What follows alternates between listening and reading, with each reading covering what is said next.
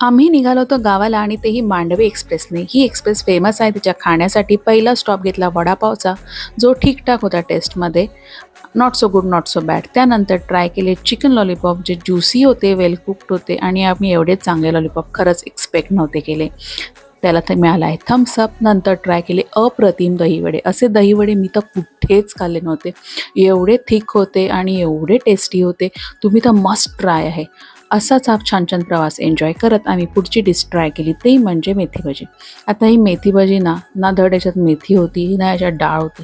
हे काय होतं मला माहीत नाही. खूप ड्राय होतं आणि चवीला तर ओके ओके म्हणजे ओके म्हणण्यापेक्षा चवीला काही खासच नव्हतं. त्याच्यानंतरची डिश आम्ही ट्राय केली ती म्हणजे गुलाबजामुन. हा गुलाबजामुन सुपर यम्मी होता. आता हा प्रवास आम्ही अशा छान पार पाडला. तुम्हीही मला कमेंटमध्ये सांगा की नेक्स्ट टाईम मी मांडवीमध्ये काय खाल्लं पाहिजे आणि काय अवॉइड केलं पाहिजे. Thank you for watching and bye.